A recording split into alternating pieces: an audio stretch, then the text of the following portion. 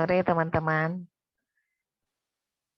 Ya, kita karena sama-sama WIB ya, jadi eh, pastinya sama-sama sore di sana ya. Oke, teman-teman yang mau share screen atau saya?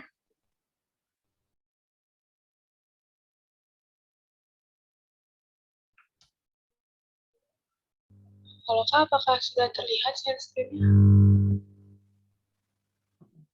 Oke. Udah deh tampilan, cuman masih layarnya masih putih, mungkin di slide-nya di next.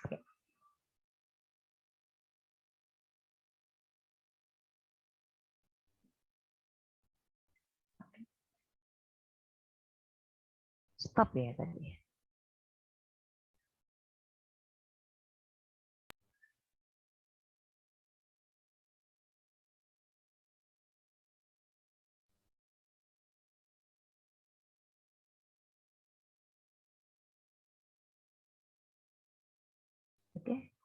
Oke, terus boleh next slide.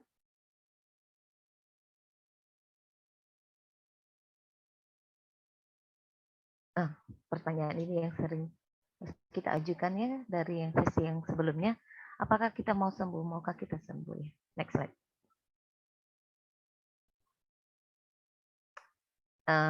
Lanjut aja deh. Next. Nah teman-teman, kemarin memang kita lebih banyak bicara tentang pola asuh, mungkin begitu ya. Tapi ada bagian-bagian juga yang terkadang terlewatkan ya. Di dalam luka-luka kita itu kadangkala penghakiman itu bukan datang kepada sesama aja, keluarga atau orang-orang yang pernah melukai kita, karena penghakiman juga kita tujukan pada diri kita maupun kepada Allah. Karena kemarin kayaknya saya singgung bahwa ketika kita jatuh dalam dosa itu 4 relasi yang distorsi ya, terjadi kerusakan dengan Allah, dengan diri sendiri, sesama dan ciptaan. Nah, penghakiman terhadap Allah ini sering dinyatakan, saya tidak bilang bahwa ya jelas saja ini tidak benar, tapi ketika orang berpikir bahwa asosiasinya bahwa ayah itu sama dengan Allah gitu ya. Ketika bapaknya ayahnya tidak menepati janji, dia berpikir bahwa Allah juga tidak bisa dipercaya ya.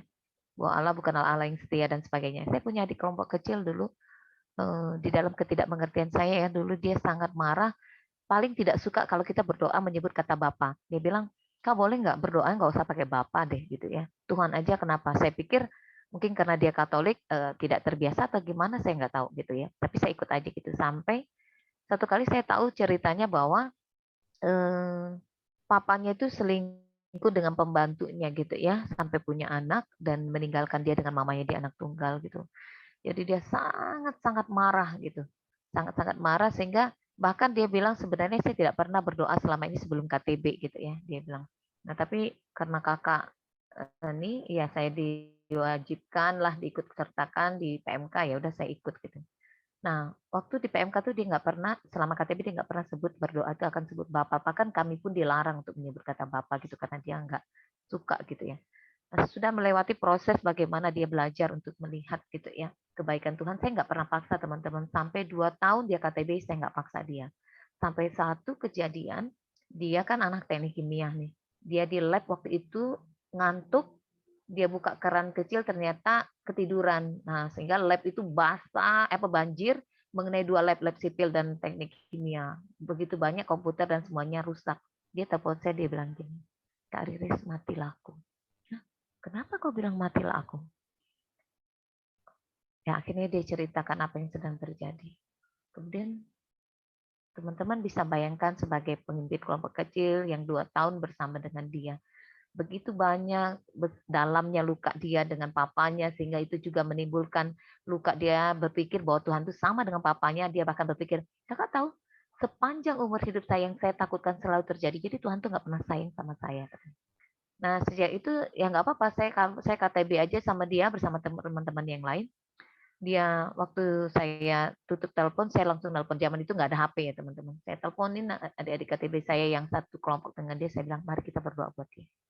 Supaya Tuhan tolong dia, supaya dia tidak kehilangan Tuhan di tengah pergumulan ini gitu ya. Nggak lama dia nelpon lagi. Kak, tolong doain saya ya, dia bilang gitu. Saya cuma diam teman-teman. Saya takut apa lagi nih ya. Kak, Kakak masih dengarkan aku kan? Katanya. Masih. Kak, kakak tahu, aku sudah tidak peduli lagi. Apakah aku akan dikeluarkan dari kampus dengan tidak terhormat, mengganti rugi? Aku sudah nggak peduli lagi. Kakak tahu kenapa? Katanya. Saya penasaran teman-teman, saya tanya. Emang kenapa? Apa yang terjadi? Waktu saya melihat itu banjir, saya bilang gini, Bapak, tolong aku. Bapak, tolong aku. Dan kakak tahu, sejak kecil aku nggak pernah merasakan damai sejahtera seperti ini. Baru kali ini. Jadi kakak jangan khawatir. Dia seperti bisa membaca pikiran saya. Kakak nggak usah khawatir. Bapak akan tolong saya. Sekalipun saya harus keluar dari kampus ini, saya tahu dengan benar bahwa saya sudah menemukan dia. Yang dimaksud Tuhan ya. Teman-teman tahu, berapa jam kemudian dia menelpon saya, dia bilang, saya tidak pernah berharap lebih daripada ini, tapi Tuhan memberikan lebih dari ini. Bukan cuma saya bertemu dengan Tuhan. Kakak tahu, saya tidak mengganti apapun dan saya boleh tetap melanjutkan studi saya. Teman-teman, saya tidak tahu harus bilang apa waktu itu. Saya cuma mau bilang, gila Tuhan, benar-benar gitu ya. Kau bukan cuma memenangkan hatinya gitu ya. Tapi bagaimana peristiwa itu mengubah titik balik dalam hidupnya. Bahkan dia akhirnya mengampuni papanya, saya tahu, karena dia menjaga papanya menjelang papanya meninggal ya. Di menit-menit terakhir papanya meninggal. Oh, orang kadang berpikir bahwa ayah itu ayah yang perfeksionis sehingga tidak bisa dipuaskan, sama seperti Allah yang Allah nggak terpuaskan. Sehingga dalam emotional healthy spirituality banyak jabaran ya, paparan yang dilakukan ini ya. Peter Scazzero dia mengatakan bahwa bagaimana orang mencoba apa ya, lari dari Tuhan, menggunakan Tuhan untuk lari dari Tuhan. Kita melayani Tuhan sedemikian rupa, tapi sebenarnya untuk menghindari keintiman dengan Tuhan dan sebagainya. Takut kepada Allah yang perfeksionis sehingga kita mencoba mengebaik-baikin Tuhan ketika kita jatuh dalam dosa, mungkin dalam kesalahan kita mencoba membaiki Tuhan, entahkah lewat pelayanan, hidup dengan persembahan dan sebagainya. Kemudian penghakiman terhadap Allah juga sering terjadi kepada orang-orang yang mengalami masa-masa sulit ya, trauma atau perlakuan kejam. Next slide. Nah, pertanyaan apakah manusia pantas menghakimi Allah? Gitu ya. Boleh ada yang membacakan Ayub 38 ayat 4 sampai 12? Satu orang lagi baca Yesaya 45 ayat 9.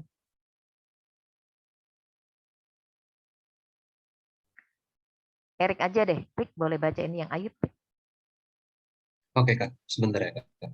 Oke, nanti Nesya ya bacain yang Yesayanya.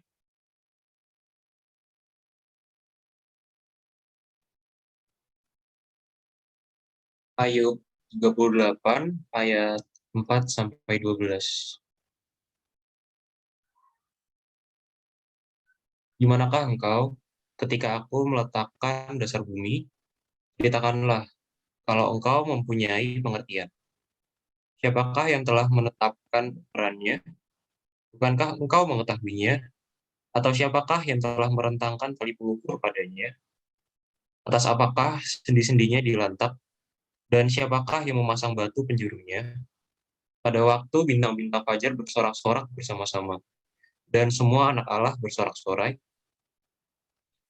siapa telah membendung laut dengan pintu ketika membual keluar dari dalam rahim? Ketika aku membuat awan menjadi pakaiannya, dan kekelaman menjadi kain gedungnya. Ketika aku menetapkan batasnya, dan memasang palang dan pintu. Ketika aku berfirman, sampai di sini boleh engkau datang, jangan lewat. Disinilah gelombang-gelombangmu yang congkak akan dihentikan.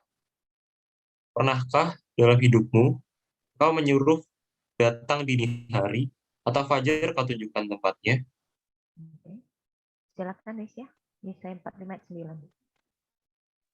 Yesaya 45 ayat 9, Tuhan adalah pencipta. Celakalah orang yang berbantah dengan pembentuknya. Dia tidak lain dari beling periuk saja. Adakah tanah liat berkata kepada pembentuknya, apakah yang kau buat atau yang telah dibuatnya? Engkau tidak punya tangan. Dari bagian ini jelas saja saya mau menyampaikan bahwa ini kan kita tahu ya kisah Ayub ya. Ketika di dalam kepahitannya gitu ya, anaknya semua meninggal, mati, hartanya semua habis, bahkan istrinya menyuruh dia untuk mengutuki Allah. Bahkan tiga temannya juga tidak bisa memahami penderitaan dia. Tuhan bertanya sama dia, kau ingin berbantah dengan aku? Di mana kamu ketika aku menaruh tiang-tiang bumi ini, menaruh dasar bumi dan sebagainya. Dengan kata lain, nah, pengetahuanmu Ayub sangat kecil. Kau tidak bisa memahami maksud dari Allah dan seterusnya ya. Bahkan apakah berhak ciptaan gitu ya, mempertanyakan, bukan hanya sekedar bertanya ya, mempertanyakan tentang tindakan atau apa ya, perbuatan Allah gitu ya, dan seterusnya. Oke, next slide deh. Ya, teman-teman, saya jadi lupa, sorry ya, apakah saya pernah bagikan ini. Jadi tahun 98 ada tragedi ya, kalau tahu yang di Jakarta ya, waktu mungkin saya nggak tahu, mungkin di antara teman-teman ada yang sudah lahir atau belum gitu ya. 98 itu tragedi di Jakarta, waktu yang Soeharto turun itu kan chaos ya di Jakarta. Nah, salah satu anak Tuhan gitu ya, dia sekolah di sekolah teologi. Kebetulan dia praktek di Jakarta, orang tuanya Jakarta, dia sekolah teologi di satu daerah di Indonesia, kemudian dia praktek di Jakarta. Entah kenapa memang ya teman-teman jangan pikir gini ya, zaman dulu tidak seperti sekarang, berita itu cepat, kamu tinggal buka HP semua berita ada. Pada zaman sekitar itu ya HP belum ada ya jadi kalau orang mau tahu berita pasti lewat TV dan sebagainya ya. Kami yang dekat aja dari Bandung Jakarta aja kadangkala karena waktu itu kan mencekam sekali ya. Saya tahu aja banyak berita itu justru dari teman saya yang di GMKI gitu. Untuk tahu misalnya apa ya gimana ya, mal-mal tiba-tiba tutup, yang tadinya jam 10 tiba-tiba jam 6 sudah mencekam sekali suasana baik Bandung dan sebagainya. Jadi yang kami tahu cuman di rumah aja deh, jangan macam-macam dan sebagainya gitu ya. Nah, anak ini pun mungkin tidak tahu pada waktu kerusuhan terjadi dia tidak tahu apa-apa gitu ya, entah dia waktu itu dia tempat prakteknya di gereja itu dan sebagainya, dia pulang. Nah, di angkot dia diperkosa secara brutal. Bukan hanya supir angkot, banyak orang gitu yang sengaja waktu itu ya. Jadi itu benar-benar peristiwa yang nyata, bukan cuma sekedar tipuan-tipuan pada waktu peristiwa 98 terjadi. Dia tidak tahu lagi, dia bilang kalau bisa mati saat itu mati atau pingsan sehingga tidak menyadari. Yang dia tahu mungkin ada 7 sampai 9 pria yang memperkosa dia secara brutal gitu ya. Dia pulang ke rumah.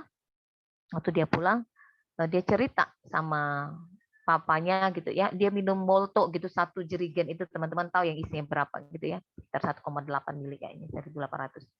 Dia minum itu, dia kok nggak mati-mati gitu. Waktu dia mau mengadu sama mamanya, papa ini bilang, yang bilang-bilang sama mama nanti mama sakit. Waktu itu memang jauh jaraknya, mamanya sedang mengandung gitu, mengandung adiknya yang bungsu gitu ya. Nah, teman-teman, kami waktu itu di dalam konseling menolong anak ini gitu ya, bingung juga kenapa papanya bilang begitu gitu ya. Dia punya cerita yang sebelumnya adalah waktu dia umur 3-5 tahun itu, 3 atau 5 tahun ya waktu itu dia cerita, dia dilecehkan oleh adik papanya. Nah, papanya ini seorang angkatan TNI yang cukup punya jabatan gitu ya. Sehingga dia tidak mau mencemarkan namanya kalau ketahuan ada berkasus. Kebetulan juga yang membuat dia sampai di tingkatan tinggi itu juga karena istrinya gitu ya. Lumayan pengaruh keluarga istrinya. Jadi waktu dia diperkosa, dilecehkan sama pamannya, papanya bilang, nanti mama sakit gitu ya. Nah, itu tertanam di dalam pikirannya sehingga pernah lagi berapa kali pengalaman pelecehan-pelecehan itu membuat dia tuh membuat dia itu tidak berdaya dan merasa jijik dengan dirinya gitu ya, jijik dengan dirinya. Dan waktu peristiwa itu terjadi, waktu kami mendalami kasus dia, yang ada itu bukan cuma sekedar kemarahan pada orang yang memperkosa dia, tapi lebih kepada jijik pada dirinya. Karena dia merasa waktu dia diperkosa itu dia tidak punya perlawanan. Dia tidak melawan, dia merasa kenapa aku pasrah aja waktu aku diperkosa gitu. Nah, itu menimbulkan kemarahan-kemarahan rasa bersalah terhadap dirinya. Sampai akhirnya kita menemukan kasusnya yang waktu kecil itu. Itu yang disebut dengan ketidakberdayaan yang dipelajari. Jadi waktu kecil dia terbiasa tidak berdaya ketika dia melawan, pada waktu sama omnya dia nggak berdaya, sehingga memori dia menekan itu dan mengatakan bahwa kamu tidak akan sanggup, kamu tidak akan berdaya. Sekalipun waktu itu dia sudah dewasa. Jadi teman-teman, kadangkala ya kita bisa menyalahkan orang lain atau menyalahkan diri kita kalau kita jadi korban, berpikir bahwa kenapa kita tidak melawan, kenapa orang itu tidak melawan. Nah, kita harus selidiki lebih jauh, jangan-jangan itu bukan pengalaman pertama dan atau kondisinya memang tidak memungkinkan untuk kita melakukan perlawanan sehingga menimbulkan rasa bersalah dan penghakiman terhadap diri. Selain kepada Tuhan juga pada diri. Dan terlalu kejam kalau kita mengatakan bahwa pada diri kita dan orang lain bahwa ini ya menghakimi diri kita sedemikian rupa. Nah, itu yang terjadi ya di dalam diri orang ini. Kemudian satu kasus yang lain yaitu yang konseli saya satu lagi adalah kasus khusus. Kita bilang kasus khusus karena selain abnormal biasanya kita mengambil satu kasus juga dari kasus-kasus khusus misalnya gangguan makan gitu ya, orang tua tunggal dan sebagainya. Nah, yang konseli saya ini saya lupa ya, 8 itu apa ya? Dari 8 contoh kasus khusus kami hanya boleh mengambil satu kasus sebenarnya. Tapi di dalam diri konseli saya ini punya beberapa kasus dari kasus khusus. Korban pemerkosaan, orang tua tunggal karena dia akhirnya hamil gitu ya. Gangguan makan, dalam seminggu dia hanya minum vodka, hari Minggu saja dia makan nasi sedikit gitu ya. Ada beberapa lagi. Saya menemukan borderline disease. Kemudian yang satu lagi apa ya? Ada 2 lagi. Satu lagi yang saya perlu pastikan sebenarnya. Kemungkinan dia LGBT. Karena beberapa simptom itu dia masuk. Tapi borderline itu waktu itu saya tidak bisa langsung mengapakan karena dia belum di atas 18 ya. Usia masih di bawah 18 tahun. Tapi ciri-cirinya, simptomnya sudah masuk ke area itu. Teman-teman, wah, itu sangat-sangat ini ya. Waktu saya menolong dia itu sampai saya bingung sama dosen saya bilang, saya nolong dia yang mana dulu, yang kasus yang mana ya. Seharusnya saya memilih salah satu, tapi sangat kompleks. Gitu ya. Bagaimana dia benci dengan dirinya, belum lagi kasusnya bahwa dia berapa bersaudara, dia bingung apakah dia anak kandung dari mamanya karena waktu kejadian itu terjadi dia diperkosa oleh tetangganya, kakek-kakek. Mereka dia lagi sakit, dia nggak dibawa pergi sama papa mamanya. Jadi dia tinggal di rumah dan diperkosa oleh tetangganya. Wah, itu kasus yang sangat rumit, teman-teman. Kasus yang lainnya adalah anak yang dilecehkan dari seluruh keluarganya. Ini anak mamanya dokter, papanya seorang apoteker ya. Dia diperkosa oleh dari kecil dilecehkan oleh papanya sama omnya. Kemudian sudah menjelang besar sama kakak laki-lakinya. Selanjutnya ketika dia sudah mulai membuat batasan, sudah dewasa, yang melecehkan dia adalah mamanya. Kita juga berpikir apa ini keluarga ini itu anak kandung atau enggak. Kalau mau dikatakan ya lebih lugasnya, hewan saja memperlakukan anaknya dengan baik. Nah, cuma pada waktu kami mengkonseling dia ceritanya biasa aja kayak menceritakan orang lain. Saya tahu dari dosen saya dibilang, Riz nggak boleh buru-buru. Nggak boleh buru-buru. Kenapa? Dia masih belum sampai di tahapan itu aku. Yang dia kan diceritain itu aku. Gitu. Teman-teman ada begitu banyak kasus yang mungkin teman-teman atau orang-orang di sekitar teman-teman alami.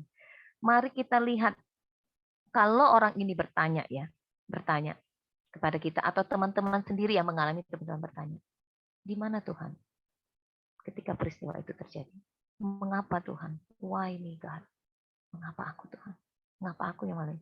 Pertanyaan-pertanyaan ini muncul di ruang konseling saya berulang kali teman-teman. Saya berjuang bertanya pada Tuhan, Tuhan apa jawab saya bagi orang ini gitu loh ya. Masakan saya bilang segala sesuatu indah pada waktunya. Saya bilang kejam banget. Katanya di situ teman-teman bukan huruf besar ya. Orang sering salah menafsirkan di pengkhotbah itu ya. Tuhan membuat segala sesuatu indah pada waktunya. Bukan pada waktunya Tuhan, bukan. Nyanya huruf kecil. Pada waktu peristiwa itu terjadi indah. Apakah saya akan mengatakan itu kepada orang yang diperkosa sedemikian rupa secara brutal? Apakah saya akan mengatakan itu kepada anak yang dilecehkan oleh keluarganya? Saya bilang jahat banget. Saya bilang Tuhan tolong beritahu saya apa jawabannya Tuhan. Supaya saya bisa menolong konseli saya melihat kebenarannya apa. Nah teman-teman mari kita lihat Yohanes pasal yang ke-18. Boleh ada yang membacakan ya. Yohanes 18 ayat 17 dan 25 sampai 27.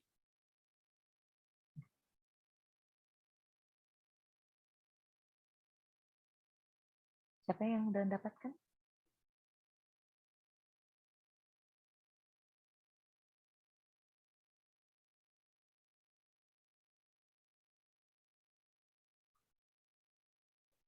Oke, nggak usah sungkan-sungkan. Debbie boleh, Debbie? Kamu udah ketemu nggak? Kak, Yohanes 18 ayat 17 ya tadi. Iya, 25 dan 27 ya. Betul.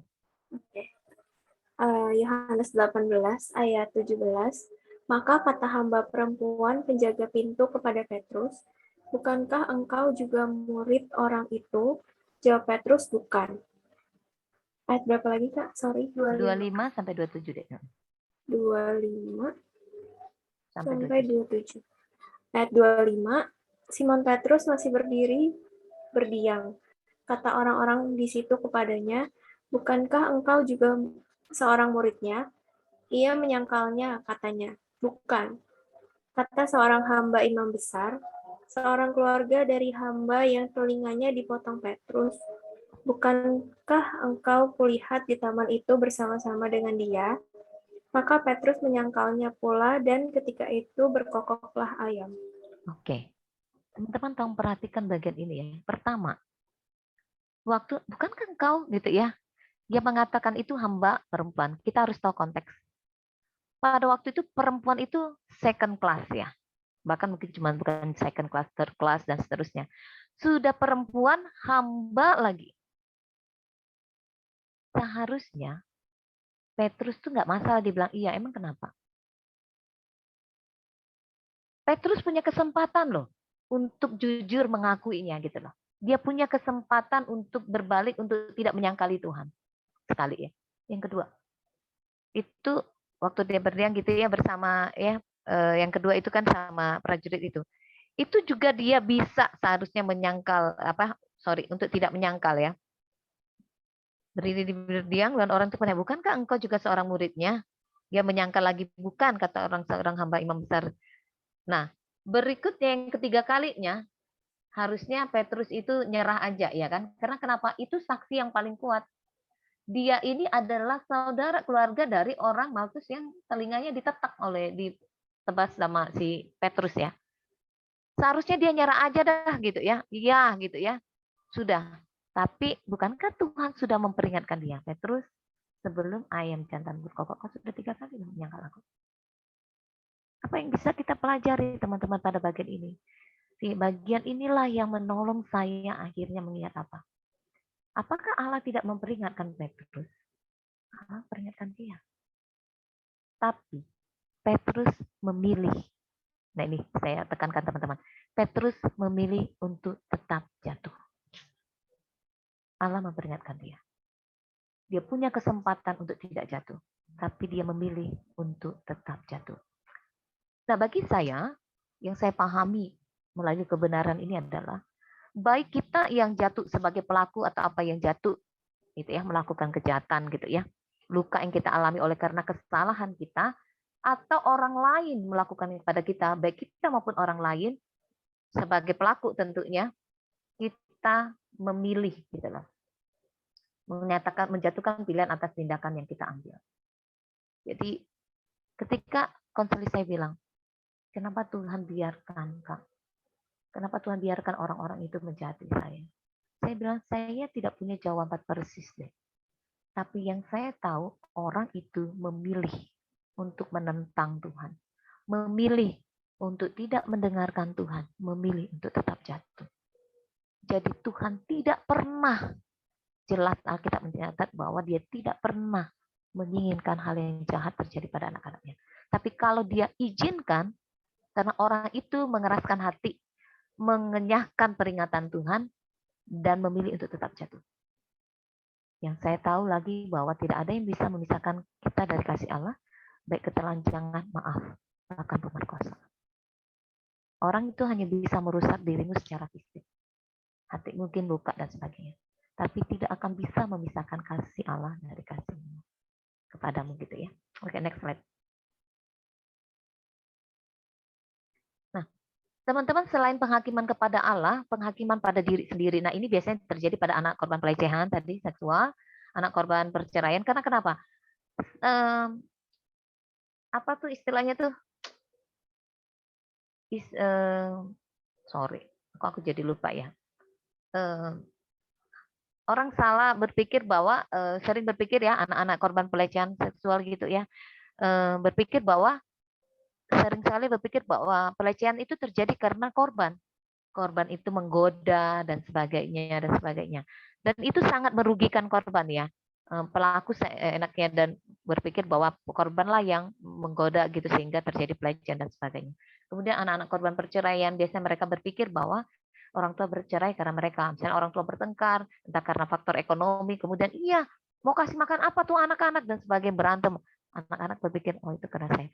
Semakin kecil usia perceraian orang tua terjadi, maka biasanya lukanya semakin dalam. Karena mereka lebih banyak tidak mengerti. Kalau semakin besar kan mungkin lebih bisa belajar memahami siapa yang orang tua yang salah dan sebagainya. Mereka lebih bisa memahami masalah. Kemudian anak-anak dengan tuntutan tinggi dan kasus khusus lainnya. Oke, next slide.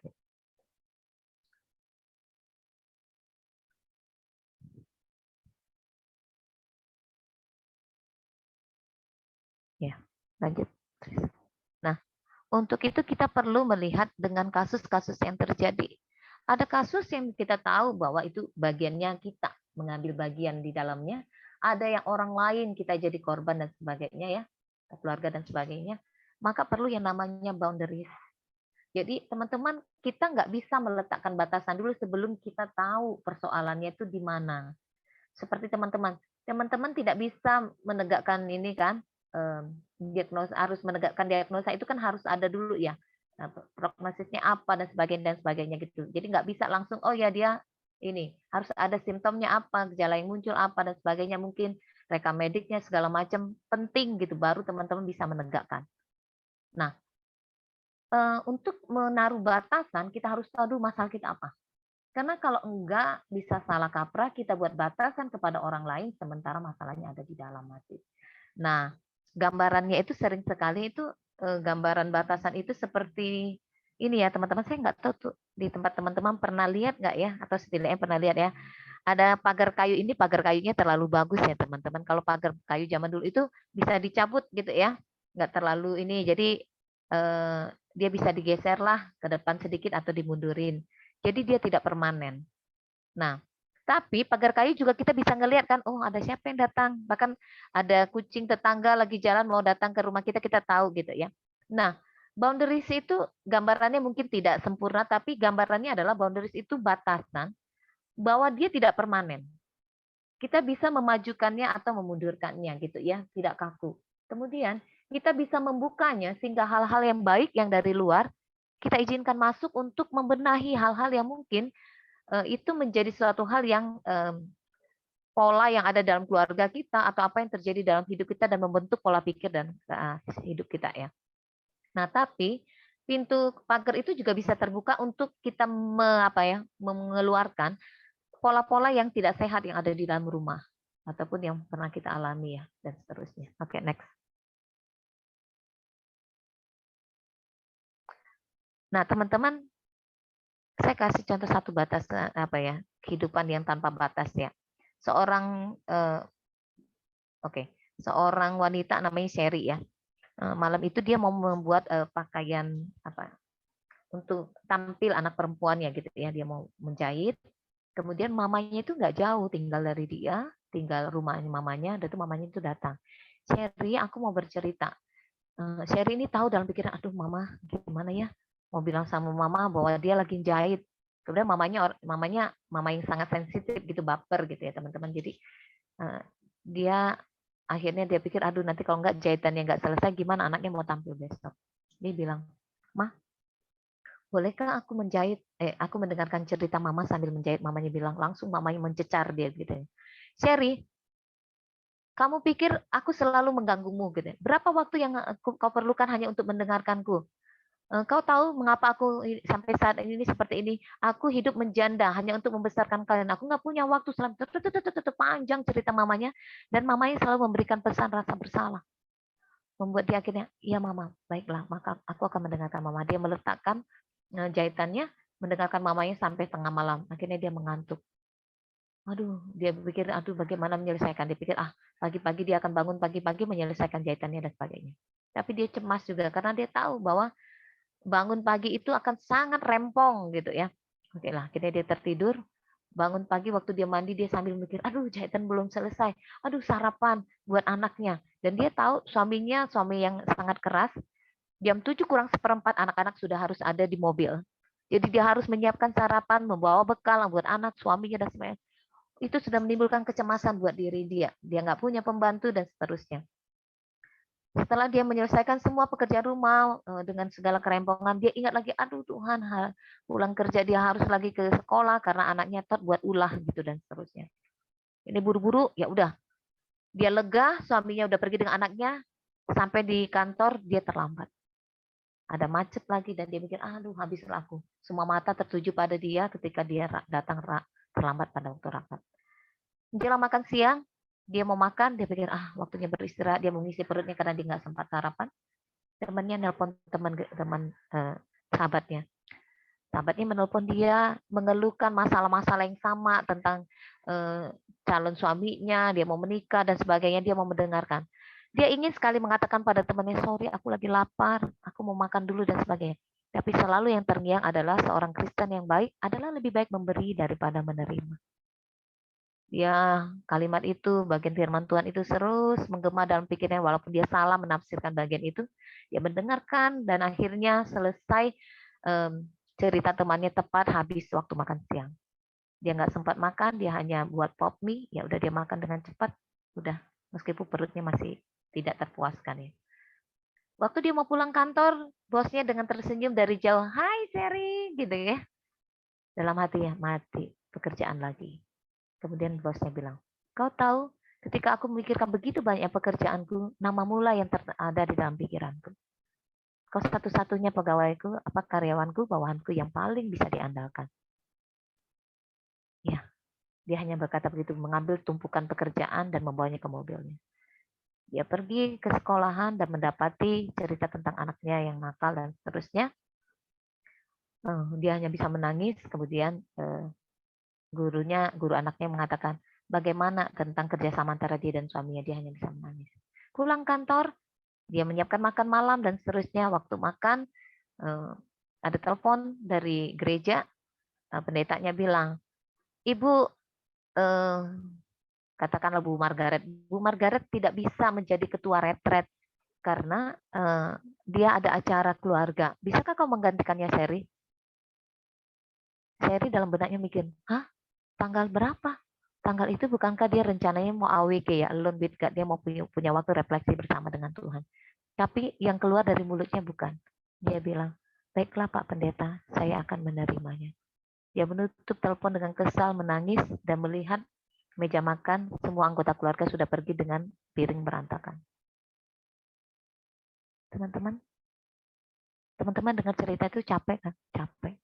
Teman-teman bisa bayangkan apa yang dialami Sherry. Hidup tanpa batasan.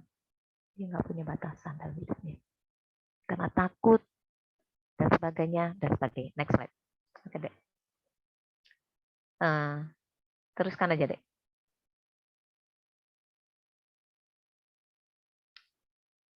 Lanjut ke slide berikutnya. Oke.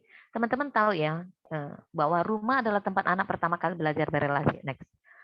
Apa yang diterima anak dan yang tidak didapatkannya, itulah yang akan dia saksikan ke dunia luarnya. Ya, itu menjadi poin yang akan saya saksikan. Next. Agak cepat ya. Nah, boundaries itu batasan-batasan itu apa sih? Suatu sikap, bahasa atau hidup, ya. Hidup itu bisa pandangan hidup dan sebagainya, atau sikap tubuh ya. Yang digunakan seorang untuk menjaga hal yang baik itu tadi ya, berada tetap di dalam diri kita dan menjaga hal buruk supaya tetap berada di luar kita. Nah, hal yang sulit adalah bagaimana kita menetapkan boundaries tanpa harus menjadi egois. Gitu ya. Saya ingat satu kali teman saya, waktu kami lagi kuliah, waktu saya kuliah juga rambut saya panjang ya teman-teman. Kemudian tantangan rambut saya itu jatuh gitu. Nah teman saya itu, saya tahu dia orangnya rada, kalau orang Sunda bilang cunihin ya, cunihin tuh genit gitu ya. Saya duduk di sebelahnya, kemudian dia tuh beginiin rambut saya pakai ballpoint gitu ya. Teman-teman, saya punya cerita yang saya bilang ya, saya pernah dilecehkan, mengalami pelecehan waktu kecil ya. Sehingga kalau ada orang yang nakal sama kamu, jahat, apa-apa, ngisengin kamu, apa-apa, lawan gitu ya. Jadi saya terbiasa itu ya, tangan itu karena saya punya pengalaman juga gitu ya. Teman-teman masih bisa dengar soalnya sini internet saya unstable. Masih ya, masih bisa kedengaran ya. Masih kedengaran ya, Rik? Terdengar, Kak? Oke. Nah, jadi saya tarik kerah bajunya waktu dia begitu ya. Saya bilang, kamu jangan coba-coba ya sentuh saya ya. Itu namanya batasan teman-teman, walaupun ya serem juga sih. Saya pikir-pikir serem juga ya saya waktu itu ya.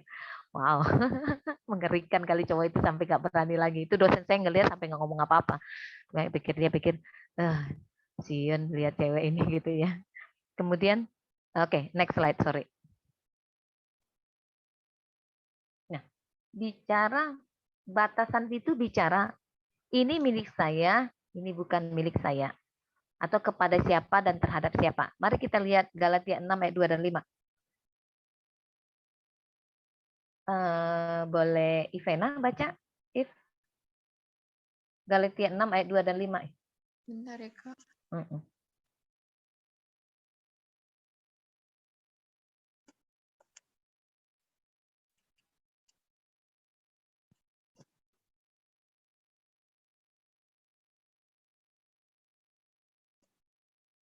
Galatia 6 ayat 2. Bertolong-tolonglah menanggung bebanmu. Demikianlah kamu memenuhi hukum Kristus. Galatia 6 ayat 5. Sebab tiap-tiap orang akan memikul tanggungannya sendiri. Oke, makasih. Nah, teman-teman, kata yang pertama dia menggunakan burden, tapi kata kedua dia load. Kita harus paham dulu mana batu besar, mana batu kecil. Gitu ya. Sehingga kita tahu menempatkan apa itu di-share atau enggak. Misalnya tugas-tugas kuliahmu, itu harusnya batu-batu kecil ya kan. Kita nggak bisa masih kasih tugas kita sama orang lain gitu, ngerjain gitu dan sebagainya. Itu tanggung jawab kita, itu batu kecil.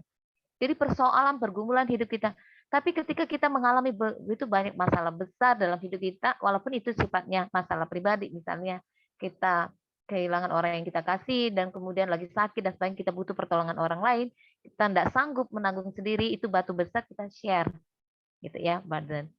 Nah, kita harus tahu dulu mana batu besar, batu kecil, sehingga kita tahu menempatkan mana yang kita bisa berbagi, mana yang kita harus tanggung sendiri. Masalahnya ketika orang tidak tahu batasan, batu kecil dia kasih-kasih ke orang lain. Teman-teman punya pengalaman begitu? Ke orang lain atau orang lain memperlakukan teman-teman, ini orang nyebelin banget ya. Kenapa jadi kita yang jadi repot? Ini kan harusnya tugasnya dia. Nah, itu teman-teman biasanya dilatih dari rumah. Dilatih di rumah gitu. Saya kadang menemukan orang, kita sampai kaget. Loh, kok jadi kita yang ngerjainnya gitu ya? Dan dia dengan lempengnya gitu, karena di rumah nggak pernah diajarin tuh. Termasuk misalnya, aku nggak bisa nih, sorry ya, aku nggak bisa. Sudah janjian nih mau rapat, mau apa? Kenapa? Mau setrika baju, loh harusnya kamu atur waktunya gitu ya. Sudah tahu rapat dan itu jadwalnya sudah lama kita rencanakan dan sebagainya. Nah batu-batu kecil, ya teman-teman ngerti lah, itu kan juga penting. Iya penting. Tapi kan kamu harusnya mengerjakan batu-batu kecilmu dulu karena ada kepentingan yang besar yang harus kita lakukan dan sebagainya. Nah itu teman-teman kita harus tahu dulu bedain. Mana batu besar kita, mana batu kecil. Itu untuk orang-orang yang tidak tahu batasan kemudian main lempar aja batu-batu kecilnya. Tapi ada juga orang yang dia punya batu besar tapi dia coba untuk pikul sendiri gitu ya. Nah itu juga jadi masalah. Coba kita lihat ya, next slide. Nah, teman-teman, oke. Ya, Tuhan saja punya batasan teman-teman. Ya, Imamat 19 ayat 2 dikatakan, kuduslah kamu sebab aku Tuhan Allahmu kudus. Nah teman-teman, Tuhan bilang aku kudus. Maka kamu harus kudus dulu. Aku di dalam kepolosanku aku nggak ngerti. Tuhan ya katanya kudus. Kalau orang datang dekat dia mati. Ya kenapa Tuhan nggak diredupin aja? Aku waktu kecil tuh membayangkan kayak apa tegangan listrik gitu. Kalau tegangan listrik kan kita dekat kan bisa mati gitu. Ya udahlah Tuhan, tegangan listriknya kan dimatiin, jadi kita bisa dekat. Aku makin belajar karena kudus itu kan kondisi statusnya Allah gitu, atributnya Allah gitu, nggak bisa ditawar gitu. Satu-satunya yang mungkin adalah kita yang harus dikuduskan. Jadi waktu Tuhan bilang, kuduslah kamu sebab aku Tuhan Allahmu kudus, maka itu aturan main Allah. Kita nggak bisa datang pada dia tanpa kekudusan. Itu sebabnya alangkah kurang ajarnya kita kalau kita dengan berani-beraninya datang sama Tuhan tanpa menyadari siapa posisi kita. Itu sebabnya kita harus menghormati kekudusan Tuhan, hadirat Tuhan dan sebagainya gitu ya. Nah, kadang-kadang karena kita pikir konsekuensi matinya nggak langsung kok gitu ya, sehingga kita kadang tidak hormat pada dia. Waktu dia bilang kuduslah, maka kita tahu di perjanjian lama hanya imam besar yang diperkenankan masuk ke dalam itu ya, bait Allah itu ke dalam tabut untuk menghampiri tabut perjanjian dan sebagainya itu. Kita tahu bahwa imam besar itu akan dibuat kerincingan di kakinya, sehingga kalau kerincingannya berhenti tidak berbunyi, mereka tahu bahwa imam besar itu mati. Dan tidak ada seorang pun yang bisa masuk ke ruangan itu, sehingga mereka harus menarik jenazahnya gitu ya, untuk keluar dan seterusnya. Begitu cara Allah memberikan gambaran tentang kekudusan dia. Gitu ya. Next slide.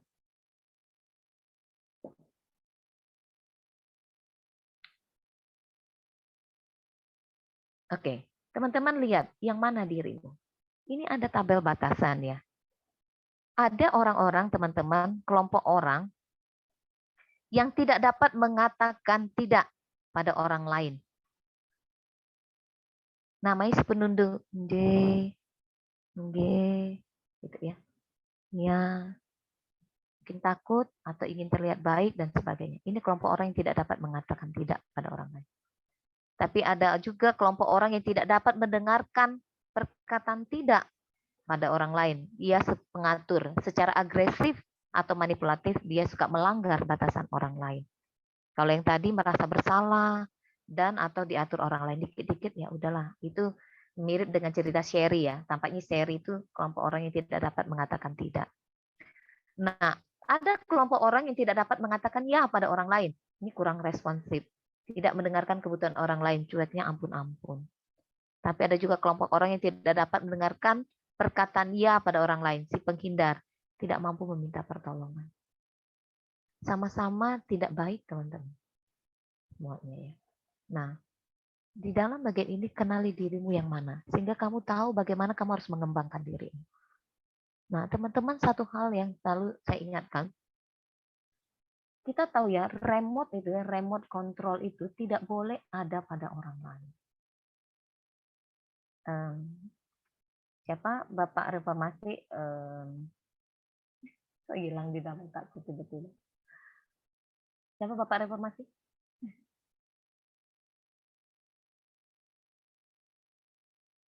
Kalian lupa juga ya? Atau kalian malu? Kalian ini rendah hati. Siapa? Kenapa jadi hilang di otakku ya? Martin Luther. Martin Luther kan bilang, kita tidak bisa melarang burung terbang dari atas kepala kita. Tapi kita bisa menghindari supaya dia tidak sampai bersarang di atas kepala kita. Kalau tuh burung sampai bersarang di atas kepala kita, kebangetan teman-teman. Burung itu tidak bawa sarang, sudah jadi di atas, langsung taruh ya di pohon. Dia itu kan ambil satu-satu ranting, daun-daun, baru jadi sarang. Lah kalau dia sampai bersarang di atas kepala kita, kita ngapain gitu? Karena kita membiarkannya, bukan? Nah, tapi kita tidak mungkin melarang dia terbang dari atas kepala kita. Ada juga kalau kita ngusir, orang bilang gila nih orang gitu ya. Oh, digigit gitu ya. Udahlah, sebentar lagi kita diangkut lah gitu ya ke RSJ. Nah, jadi kita nggak bisa melarang dia terbang, tapi kita bisa untuk tidak membiarkan dia bersarang. Artinya kontrol itu ada pada teman-teman. Sekalipun misalnya orang itu bilang misalnya ya, mamanya misalnya ngomongnya, tadi saya baru konselingin anak mahasiswa, dia bilang gini, mamanya tuh suka memberikan label dan melukai dia. Saya bilang, saya tidak menyangkali bahwa bilang kamu bohong atau enggak tentang mama dan sebagainya. Tapi kan yang konseling sekarang yang datang sama Kak Riris kan kamu ya. Nah, kita nggak bisa kontrol mama. Kita nggak bisa kontrol dia. Yang bisa kamu kontrol adalah dirimu. Sehingga kamu tidak membiarkan labeling yang mama berikan itu menghancurkan kamu. Teman-teman, remote control harus tetap kamu yang pegang. Remote itu kan untuk mengatur channel, misalnya remote TV ya. Kamu mau apa? Siaran mana, TV mana dan sebagainya. Kamu yang atur. Nah, ketika remote control kamu kasih ke orang lain, maka up and down-mu dia yang atur. Itu yang tidak boleh. Dan itu memang tidak mudah, terutama kalau kita punya mental korban yang tadi itu ya. Nah, kita harus tahu dulu. Itu sebabnya kenapa di awal-awal Kak Riris selalu mengingatkan dari sesi yang sebelumnya adalah kamu harus tahu masalahmu dulu. Kamu harus tahu bagaimana masalah itu mempengaruhimu hingga saat ini. Kemudian mana yang bisa diubah, mana yang enggak, mana yang ya itu tadi ya. Saya nggak tahu juga siapa penulisnya karena selalu dibuat NN ya. Minta Tuhan kekuatan ya.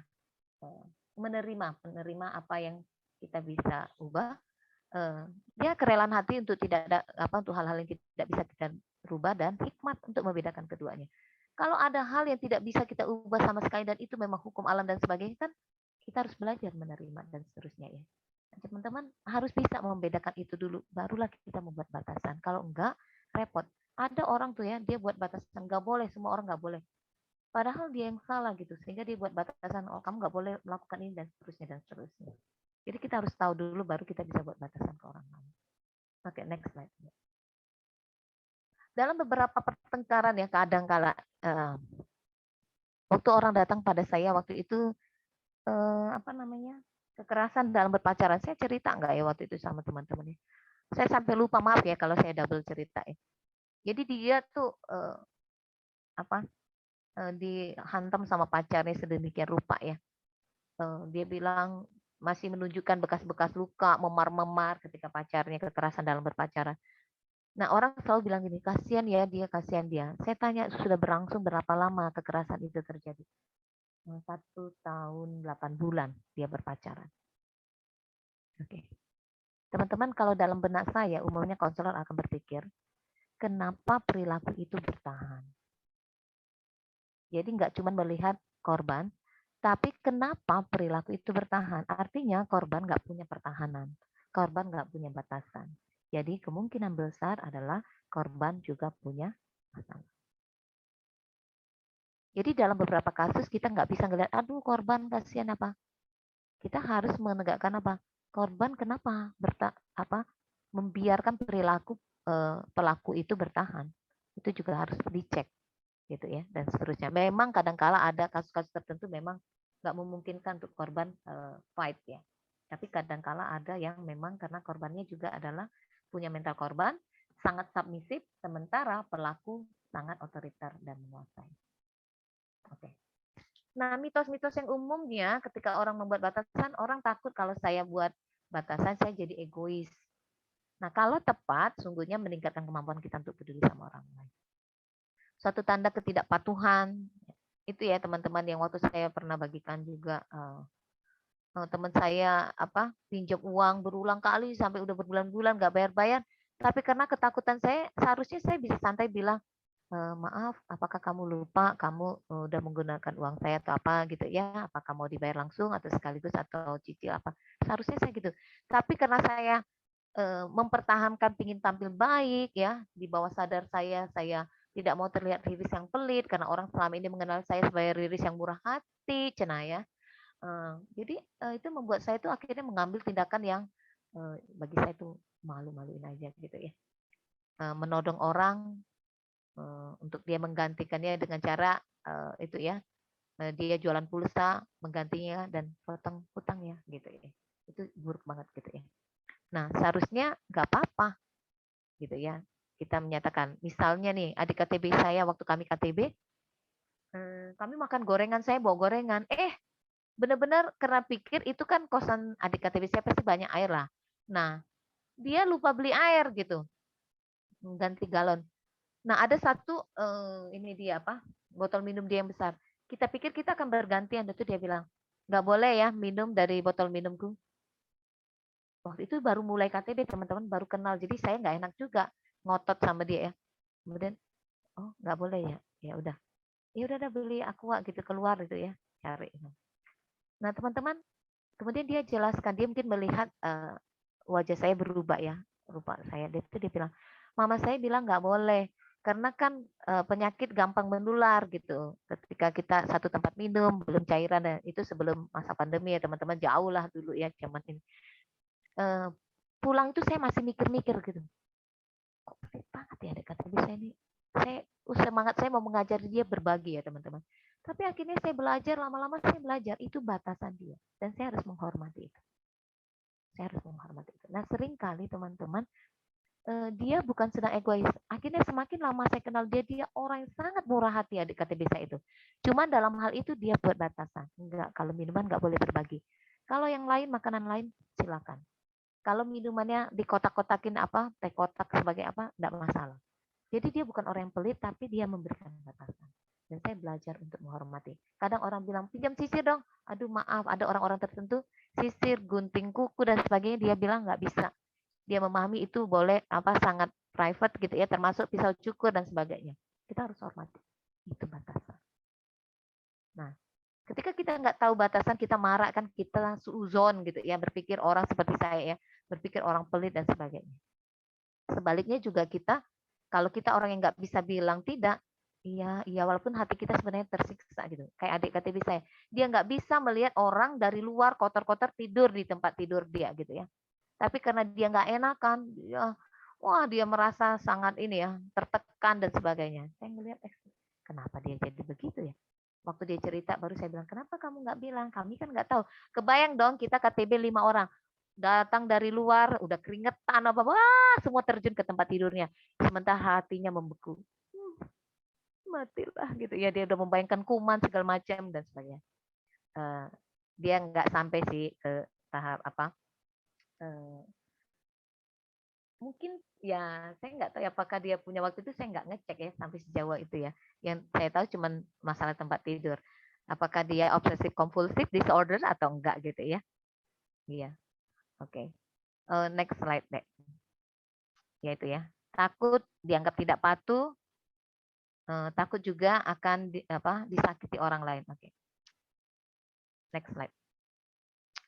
Juga seringkali menyebabkan perasaan bersalah gitu ya, biasanya karena merasa berhutang, kebaikan dan sebagainya. Nah ini teman-teman, kadang-kala kita berpikir kalau kita buat batasan permanen. Ingat kisah Markus dengan Paulus ya. Paulus bertengkar dengan Barnabas karena Paulus tidak mau membawa serta Markus. Karena Markus dianggap berulah gitu ya. Nah, pada akhirnya kita tahu setelah Markus berpisah dengan Paulus, Markus ikut sama omnya Barnabas. Akhirnya Paulus menerima lagi kan Markus untuk melayani bersama dengan dia. Gitu ya. Next slide. Ya, perlawanan terhadap batasan biasanya perlawanan dari luar. Kita takut respon orang gitu ya. Reaksi kemarin minggu yang lalu konseling saya bilang gini, Kak, saya beda dengan teman saya yang itu. Kalau teman saya itu kan gampang nangis, gampang marah ya. Kalau saya sebenarnya Kak, saya nggak gampang marah Kak. Oh ya. Dan dia cerita, kemudian saya mendapati sepertinya dia salah menerjemahkan apa kata marah. Marah itu dia pikir mencecar. Kalau dia masih menyimpan dalam hati, dia berpikir itu tidak marah. Ngempet itu nggak marah bagi dia. Kemudian saya bilang, singkat cerita, kenapa dia menahan? Karena dia tidak siap menerima respon orang lain ketika dia marah. Saya bilang sebenarnya kamu takut marah atau kamu takut melihat respon orang terhadap kemarahan? Yang kedua, kenapa? Karena kamu takut terlihat buruk. Teman-teman, kadang-kala kita pikir, oh, aduh kasihan lah kalau aku marahin dia, nggak enak menegur dia. Kita lari loh dari ini, kita pikir, aku nggak enak menegur dia, aku takut dia sedih, aku takut dia jadi merasa terluka. Hati-hati. Kadang-kala kita melakukan itu bukan karena kita menjaga perasaan orang lain, tapi kita menjaga perasaan kita. Kita takut dengan respon dia. Yang akhirnya dia menangis atau mukanya jadi jelek, atau dia melawan, menyerang balik, dan sebagainya. Hati-hati itu ya. Oke. Nah yang tadi kayak mamanya sering memberikan pesan rasa bersalah. Waktu kita memberi batasan, respon orang adalah memberi pesan rasa bersalah sehingga membuat kita makin gak nyaman ya. Perlawanan dari batasan. Kemudian perlawanan fisik, ada juga rasa sakit hati orang lain, pengampunan itu tidak berarti ya teman-teman melepaskan batasan kembali dan memberikan kepada orang lain kuasa untuk menyakiti kita. Jadi Mengampuni itu bukan pilihan, tapi rekonsiliasi menurut saya kita lihat. Untuk beberapa kasus seperti kasus pelecehan seksual, kadang kala saya tidak menyarankan konseling saya untuk rekonsiliasi. Karena beberapa kasus kita tidak tahu ya, ternyata pelakunya itu memang perilaku yang menetap waktu dia bilang, saya sudah mengampuni Pak Pendeta. Waktu itu pendetanya yang melecehkan anak remaja ini. Waktu itu dia sudah besar. Pendetanya bilang apa? Mau kita coba lagi. Dia makin terpuruk, merasa jijik pada dirinya, jijik kenapa dia datang. Ya, untuk kasus-kasus tertentu kadang saya mengatakan rekonsiliasi mungkin bukan pilihan. Apalagi kalau orangnya udah meninggal, kita nggak bisa rekonsiliasi kan. Perlawanan dari dalam berkaitan dengan kebutuhan kita itu ya, juga tidak bisa hadir. Next slide. Nah, teman-teman, saya hanya bagikan sedikit sekilas, teman-teman bisa baca sendiri. Kisah tentang Esau ya. Dia kan sebenarnya Esau, kita tahu permasalahannya ya. Ribka suka sama Yakub, Ishak suka sama siapa Esau gitu ya. Nah, dia dilarang, sebenarnya larangan menikahi suku Kanaan itu kan bukan masalah papa mamanya. Waktu papanya bilang, Ribka bilang kirimlah Yakub untuk mencari teman hidup gitu ya, pasangannya. Karena Esau sudah mengecewakan, dia menikah dengan wanita Kanaan. Ini sudah peristiwa yang bukan kacang merah ya, sebenarnya masakan merah teman-teman ya. Alkitab kayaknya nggak catat tuh kacang merah, tapi entah kenapa orang menerjemahkannya kacang merah ya. Nah, masakan itu ya yang merah itu ya, sop apalah gitu ya. Nah, karena kebutuhan akan pengakuan dari papa dan mamanya, dia berpikir, oh berarti orang Kanaan itu tidak disukai dengan papa mama. Dia menerjemahkan gitu. Dia kawin lagi. Ada kebutuhan pengakuan, maka dia melakukan kesalahan lagi dengan menikahi anak dari Ismail ya. Next slide. Saya cuma mau ini ya menunjukkan. Nah, apa yang bisa kita pelajari dari hidup Esau ini? Dia menjual bukan hak kesulungannya. Dia nggak bisa melihat itu. Saya mau bilang bahwa isu dalam diri kita, kalau kita tidak sadari sisi gelap kita itu sampai tahapan bisa gangguan, teman-teman. Nah, Esau itu dikontrol oleh kebutuhannya penerimaan pengakuan sehingga dia tidak bisa melihat kebenaran apalagi mentaati Tuhan. Next slide.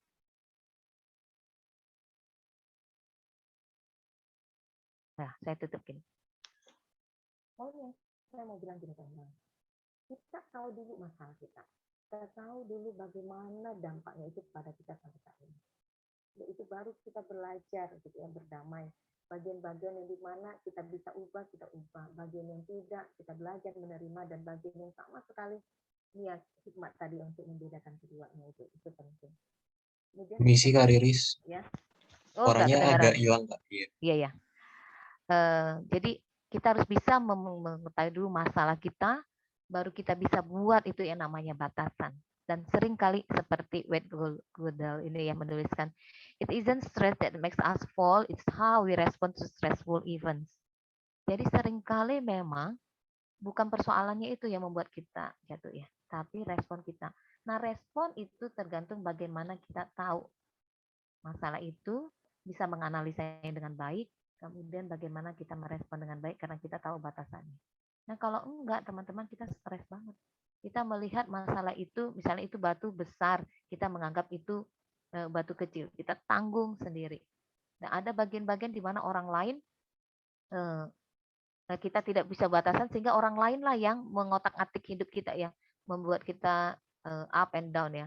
Teman-teman, saya tahu saya punya isu penolakan. Nah, kalau orang mau melukai saya gampang banget sebenarnya. Kalau saya nggak sadar ya, dia lakukan saja penolakan itu akan menghancurkan saya. Itu sebabnya tidak gampang bagi seorang bilang, Kak ajarin dong konseling. Saya bilang, tidak sesederhana itu. Kenapa? Kalau kita tidak menyadari diri kita, mengenal diri kita, kita akan menggunakan itu untuk apa? Memperalat orang. Menggunakan itu membuat orang up and down. Nah, teman-teman, kau perlu tahu bukan untuk masalah apa. Setidaknya buat dirimu supaya apa? Kau bisa merdeka bersama dengan Tuhan tanpa harus dikontrol oleh isu-isu dalam dirimu dan dikontrol oleh orang lain. Sehingga kau bisa dengan merdeka gitu ya, berjalan bersama dengan Tuhan, menjalani hari-hari ini. Saya tutup dengan satu kasus ya. Waktu itu saya pernah bagikan ke teman-temannya. Satu dia belum residen, habisnya kayaknya dia habis isip ya. Dia datang sebelum dia ngambil residensi. Dia magang dan waktu itu yang konsulennya bilang gini, kamu itu cantik, cuman dadamu rata gitu ya. Jadi kamu tuh coba pakai baju tuh agak turun sedikit gitu, kancingnya agak terbuka sedikit, pasti lebih menarik. Nah dia nggak bisa buat batasan karena takut karena jabatan itu dan sebagainya. Padahal sebenarnya dia anak magang aja, sebut sebenarnya iya kan, mau dia apa, tapi kan tidak sesederhana itu. Kadang di dunia medis pun itu sangat sangat masalah strata dan sebagainya ya. Itu sebabnya kasus-kasus pelecehan seksual juga banyak terjadi di rumah sakit dan sebagainya. Nah, ketika dia belajar dia marah, dia stres banget. Saya bilang kita nggak bisa handle tuh konsulen, kita nggak bisa apa yang mungkin adalah kamu yang buat batasan terhadap konsulen itu. Kalau kamu tidak harus magang di sana dengan perilaku dia, ya udah kamu keluar aja. Dia tetap selesaikan. Kemudian awal-awal dia takut gitu ya. Kemudian mulai berani untuk bilang senyum aja gitu ya, karena dia tetap tidak berani melawan konsulen itu dan seterusnya, teman-teman. Jadi teman-teman kita harus memahami apa dulu masalah kita dan baru kita berkata. Oke, kita tutup dulu dalam doa ya. Nanti kalau teman-teman masih ada waktu, teman-teman boleh tanya. Bapak di surga, terima kasih kami boleh menyelesaikan materi kami yang kedua. Tuhan yang menolong kami tahu Tuhan sangat sayang pada kami. Kalaupun begitu banyak peristiwa-peristiwa terjadi dalam hidup kami, ajarlah kami untuk melihat bahwa Tuhan tidak pernah tinggalkan kami. Tuhan sayang pada kami. Kalaupun kami tidak mengerti saat ini, Tuhan tolong kami untuk memahaminya. Dan ajar kami tetap mempercayai-Mu, beriman kepadamu. Tuhan tolong kami supaya kami punya batasan yang jelas dalam hidup kami. Dan kami semakin merdeka dengan hidup kami. Karena Tuhan penolong kami. Dalam Kristus Tuhan kami, saya berdoa bersyukur. Amin. Silakan Rick, saya kasih sama Erik lagi. Ya, terima kasih banyak atas sharingnya Pak Riris. Boleh kembali mengingatkan kita ya tentang bagaimana untuk menentukan batasan-batasan dalam kehidupan kita. Nah, saat ini kita akan buka sesi pertanyaan bagi beberapa teman-teman mungkin yang ada pertanyaan gitu, bisa langsung disampaikan saja. Boleh langsung on mic. Apakah ada? Mungkin sambil mempersiapkan pertanyaan, mengingatkan juga buat kakak-kakak dan teman-teman untuk mengisi link absen yang sudah tertera ya. Nanti akan di-share lagi, bisa sambil diisi juga.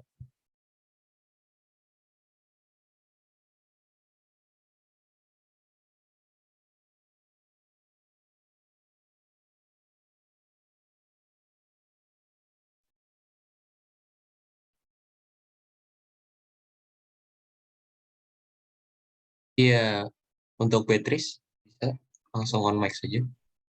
Halo, sebelumnya suaraku kedengeran nggak ya? Kedengeran. Oke, terima kasih Kak Riris atas firman-Nya hari ini. Beatrice mau tanya Kak, dari quotes yang terakhir tadi,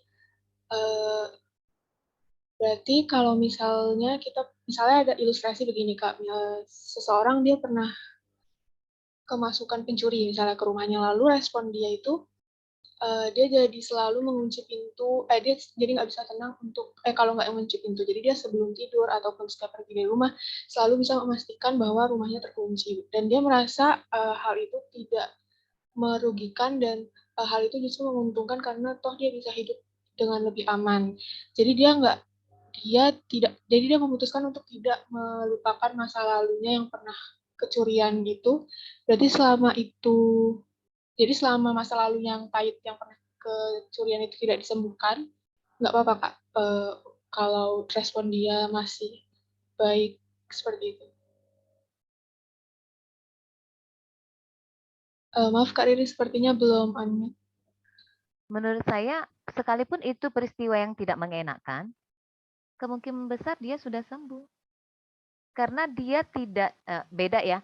Kalau misalnya kayak obsesif kompulsif gitu ya, orang coba lagi ulang-ulang berulang kali. Nah, itu kan sudah sampai tahapan mungkin gangguan ya. Tapi kalau di akhirnya itu saya pikir itu dia jadi bijak ya kan. Dia bisa berespon, oke, aku tuh pencurian, berarti aku harus lebih berhati-hati dan itu normal. It's okay. Tapi kalau itu sampai mengganggu dalam artian dia nggak bisa tidur, cemas, insomnia, kemudian sebentar-bentar harus ngecek. Nah, itu kan mengganggu ya. Nah, itu yang harus diselesaikan. Selama itu tidak mengganggu dan baik dirinya dan orang lain, ya nggak apa-apa, Beatrice. Jadi menurut saya itu nggak masalah buat dia, jadi nggak apa-apa.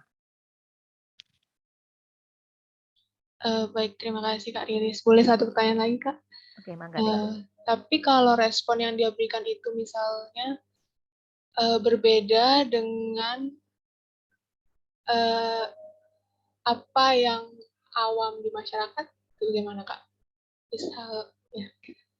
Boleh kasih contoh nggak? Yang soalnya kan kita nggak tahu awam itu apa, seperti apa, gitu.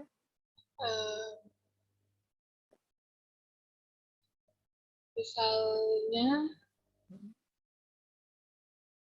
misalnya karena kecurian tadi, di satu sisi dia jadi nggak pernah memperbolehkan orang lain bertamu ke rumahnya, misalnya gitu Kak.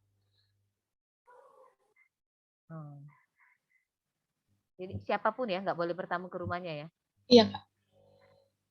Kalau itu pikir dia kan, nah berarti beda ya persoalannya ini ya. Itu masalah trust ya, dia kehilangan trust.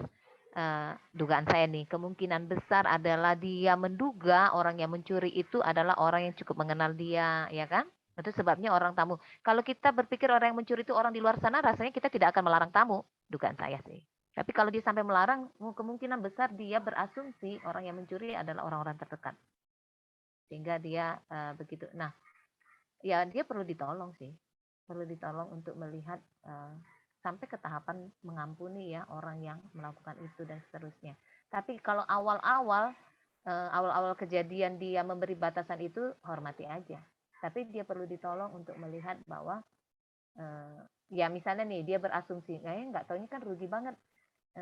Orang-orang semua dilarang datang, orang-orang yang mungkin akan menolong dia dan sebagainya, sementara yang melakukannya mungkin orang lain di luar sana gitu kan. Nah, tapi kan kita nggak bisa memaksa dia. Nah, untuk sementara kalau kejadian masih baru-baru mungkin ya dipersilakan aja dia begitu. Tapi dikasih pengertian dan seterusnya gitu ya.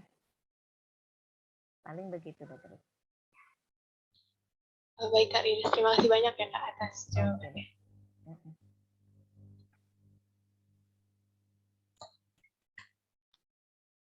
Baik, apakah mungkin dari kakak dan teman-teman yang lain masih ada pertanyaan?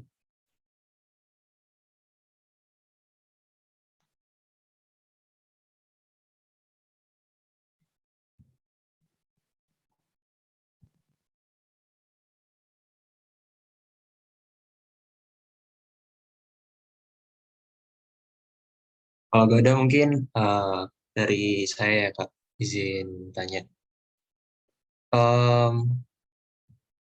Terkadang eh, kalau buat saya sendiri ya Kak, sulit untuk apa ya, menolak begitu tanggung jawab yang mungkin dihibahkan orang lain ke saya gitu.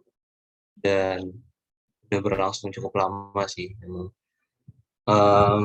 Jadinya saya eh, sedikit banyak kayak terlalu banyak kegiatan gitu sih Kak.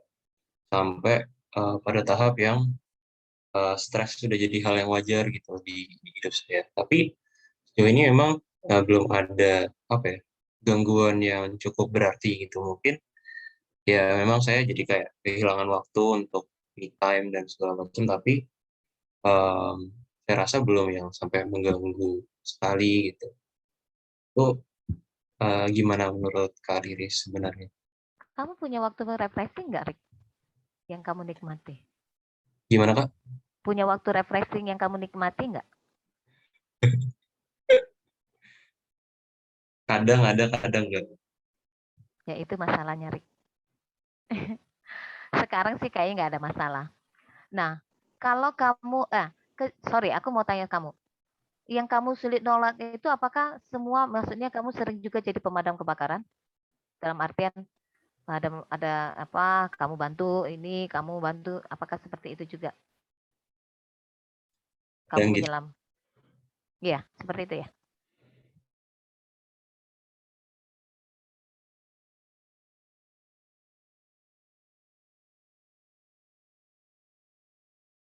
itu bahayanya gini, Rick. Mungkin sekarang kamu nggak ngerasa. Nanti kalau kamu sudah menikah, karena kamu berpikir dirimu itu adalah tempat nggak apa-apa. Aku nggak apa-apa berkorban, nggak apa-apa. Nah, waktu menikah, punya anak, istri gitu ya. Kadang aku melihat ini banyak masalah nih di dalam banyak anak-anak Tuhan. Sering istrinya mengeluh, anak-anaknya stres gitu. Kenapa? Dia berpikir istri dan anak-anak itu juga bagian lingkar dalam dia. Yang sama dengan dia harus berkorban. Padahal mereka punya pribadi masing-masing. Nah, itu masalah. Nah, ketika dia berpikir ya itu ya dia mengorbankan misalnya nih banyak tuh hamba Tuhan yang sering terjadi itu ya ya nggak apa-apa lah sama keluarga kan kadang bisa sekali-kali kemudian anaknya ulang tahun lewat istrinya ulang tahun lewat sementara jemaat apa datang dan sebagainya misalnya ini kalian nanti dokter pasien pasien bukan berarti kita tidak mengabdi ya tapi apakah pertanyaannya saya yakin kalau Sito mungkin orang istri, anak, nanti orang-orang terdekat, pacar, apa-apa mencoba memahami. Tapi masa tiap waktu Sito terus, ya kan orang akan mulai berpikir, perasaan Sito terus ya, operasi kagak, apa enggak, gitu ya. Orang mulai. Nah, yang harus ditanya adalah apa yang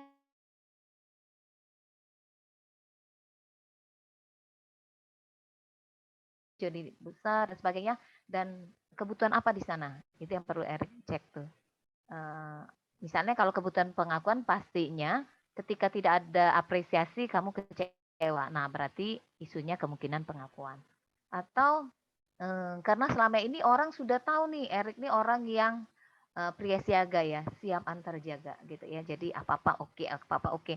Jadi biasanya orang-orang akan kena sasarannya gitu tuh orang-orang yang seperti Erik. Ah ini ya pasti nggak nolak lah, nggak susah gitu. Kalau yang situ, aduh banyak alasannya dan sebagainya. Nah sehingga kalau itu yang kamu rasakan, kamu ingin mempertahankannya kemungkinan nih bisa jadi kamu ingin mempertahankan apa image orang tentang Erik yang baik gitu. Jadi ada kecenderungan pingin tampil baik gitu dan sebagainya gitu ya. Nah sekali lagi teman-teman ya, yang kayak gini-gini ini seringkali tidak kita sadari, tidak kita sadari. Sampai di titik kita baru kelelahan dan merasa apa. Nah bahayanya itu nanti ya, Rick, misalnya kamu kerja, kamu fakultas kedokteran ya. Kedokteran, Kak. Nah, kamu kerja, ya udah, jadilah dokter muda yang ini kan, kebetulan nih, kamu ketemu atau atasanmu yang orangnya memang suka gitu, ya itu kayak seri tadi, gayung bersambut kan, yang satunya menurut, satunya submisif, satunya kontrolnya kuat gitu dan sebagainya, dan itu akan sangat melelahkan, Ya, jadi, nah hati-hatinya juga gini ya teman-teman, saya pernah mengkonseling suami istri nih, walaupun saya belum berkeluarga, saya konseling suami istri gitu ya. Waktu saya lihat alat tesnya, ada satu alat tes yang kita lihat, istrinya itu memang sangat submisif, suaminya sangat kontrol. Tapi ketika istrinya ditolong supaya istrinya yang konseling awalnya kan, supaya dia bisa lebih menaruh batasan dan suaminya terganggu karena kan tidak ada lagi yang dicengkram. Nah, kadangkala saya mau bilang gini, Rick. Misalnya nih kamu mulai buat batasan, kamu mulai memberi waktu buat dirimu.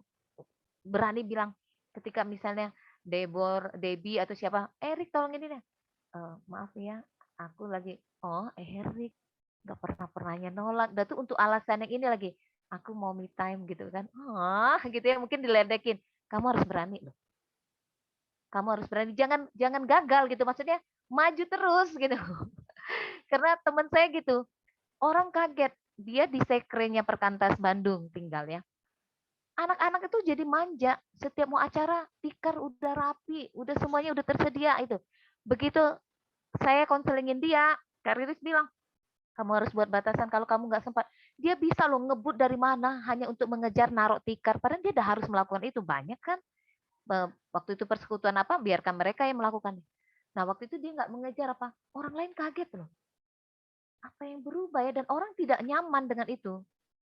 Orang karena sudah terlalu enak, terlalu nyaman dengan kebaikan dia. Nah, saya nggak bilang bahwa Erik sudah itu kamu pelit-pelit ya, Erik pelit-pelit, Kak Riris yang ngajar itu. Udah tuh teman-teman pada sewot nih gara-gara Kak Riris nih. Erik yang tadinya baik jadi pelit. Enggak, kamu harus bisa buat batasan. Dan kamu coba nikmati. Awal-awal pasti kamu gerah.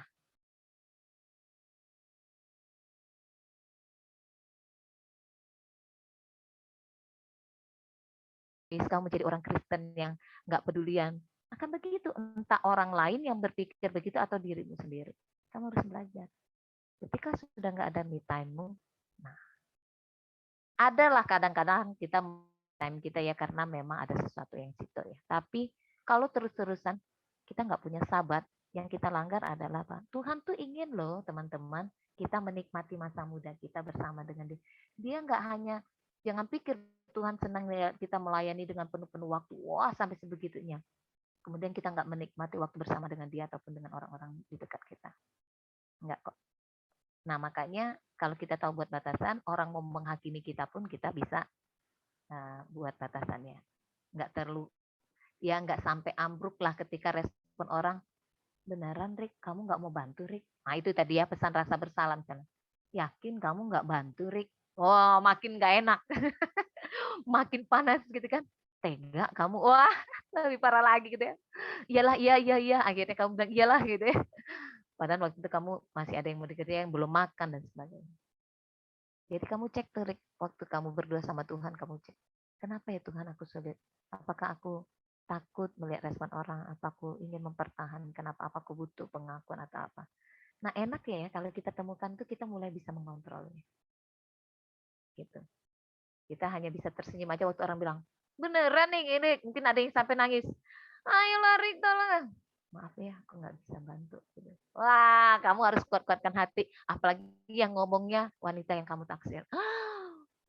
Gitu ya. Nanti kelewat dong, dia udah nggak suka lagi sama saya. Enggak, bercanda. Oke, Kak. Makasih banyak, Kak Riri. Oke, mungkin dari kakak dan teman-teman yang lain, apakah masih ada?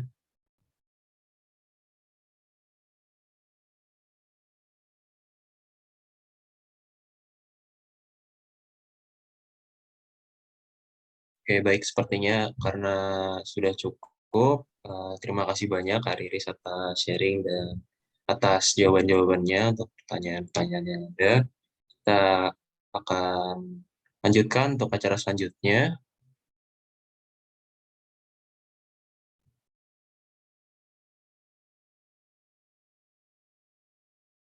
Ya, sekarang kita akan foto bersama ya. Untuk kakak dan teman-teman, diharapkan bisa on cam terlebih dahulu. Kita akan sama-sama berfoto sama Kak Riris.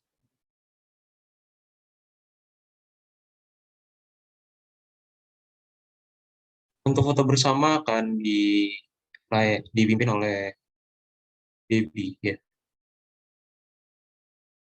Ayo Tika, buka camnya Tika. Udah lama nggak lihat kamu.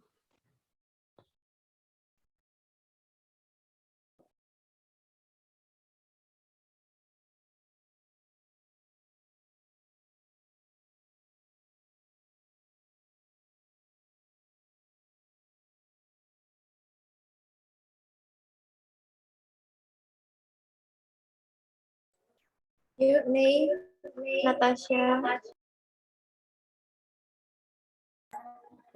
Ivana, Mas Yeski, on cam you. Aku tunggu 1 menit lagi. Udah. Aku ini ya, aku screenshot ya. 1, 2, 3.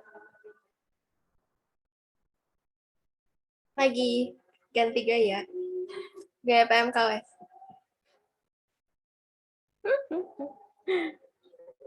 1, 2, 3. Oke, sudah. Ini artinya apa, Dep? Boleh ditanya ke ketuanya, Kak, Erik. Siapa ketua aja sekarang? Ketua PMK-nya Erik, Kak. Oh, Erik, kamu, Rik. Iya, gitu Kak.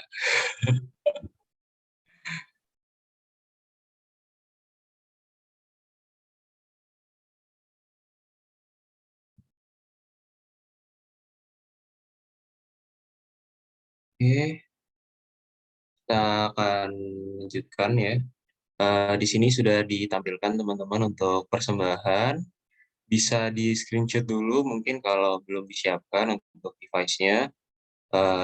Untuk persembahan kita melalui Dana atas nama Agnes Aprilia. Oke, boleh di next. Ya, selanjutnya ada pengumuman di sini untuk kakak dan teman-teman bisa sama-sama bergabung dengan training misi ya. Untuk tahun ini PMKF Undip bekerja sama dengan Cellline. Kita akan melaksanakan training misi pada 22 hingga 24 Oktober 2021 jam 4 sampai selesai. Untuk kakak-kakak dan teman-teman semua bisa langsung saja untuk mendaftarkan diri melalui link yang sudah tersedia. Di sana sudah tercantum ya. Atau bisa juga untuk menghubungi CP-CP yang sudah tersedia itu di bawah. Ya. Jangan lupa mendaftar ya, kakak dan teman-teman. Untuk info lebih lanjut boleh langsung nanti menghubungi CP atau juga bisa melalui saya, melalui Beatrice, dan melalui teman-teman yang ada di sini. Next. Ya. Baiklah, kakak dan teman-teman, untuk meresponi firman Tuhan pada hari ini, kita mau sama-sama angkat satu pujian.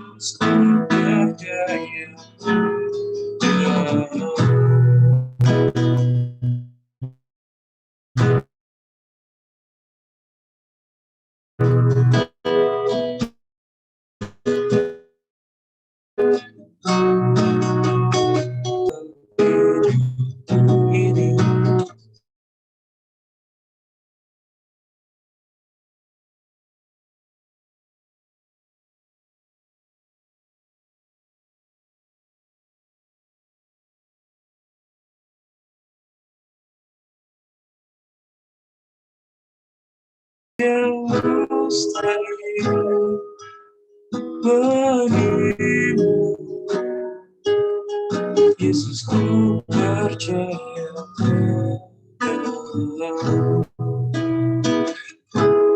Yesus, ku percaya